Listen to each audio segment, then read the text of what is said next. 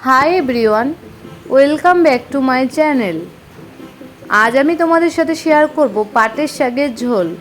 এই রেসিপি আমি তোমাদের সাথে শেয়ার করব খুবই সহজ ও সিম্পলভাবে। এই রেসিপি তৈরি করার জন্য প্রথমে আমি এখানে নিয়েছি পাট গাছের পাতা। এখানে কিন্তু কচি পাতা ব্যবহার করবে, বেশি বয়স হয়ে যাওয়া পাতা ব্যবহার করবে না। আর এই পাতার মাঝের অংশটা ফেলে দেবে। এই রকমভাবে আমি সব পাট পাতাগুলো ছাড়িয়ে নেব। তারপর সব পাট পাতাগুলো ছাড়ানো হয়ে গেলে কেটে নিয়েছি ছোট ছোট করে।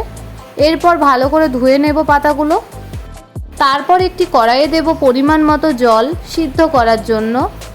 তোমাদের শাক অনুযায়ী যতটা পরিমাণ জল লাগবে ততটা দেবে। তারপর এর মধ্যে দিয়েছি 1 চামচ লবণ। লবণটা তোমরা তোমাদের স্বাদ অনুযায়ী ব্যবহার করতে পারো। তারপর ধুয়ে রাখা পাট পাতাগুলো এর মধ্যে দিয়ে দেব। তারপর সব কিছু একবার বেশ ভালো করে মিক্স করে নিলাম।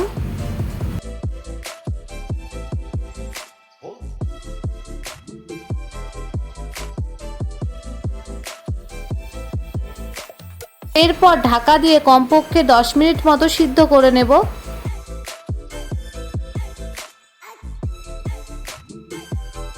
তারপর আমি একটি পাত্রে ঢেলে নিয়েছি।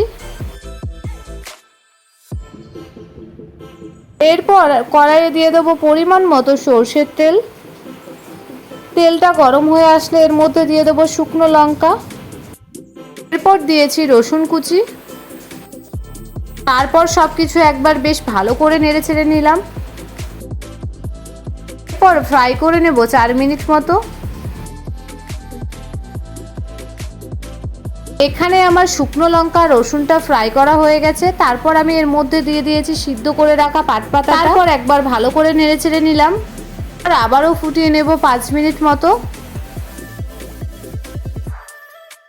এখানে এই পাটের শাকের ঝোল আমার প্রপার তৈরি হয়ে গেছে। তারপর একটি পাত্রে ঢেলে নিলাম। তোমরাও বাড়িতে এইরকম ভাবে একবার ট্রাই করে দেখো, আশা করি ভালো লাগবে। আমার এই ভিডিও যদি তোমাদের ভালো লাগে তবে লাইক, কমেন্ট, শেয়ার, সাবস্ক্রাইব করবেন।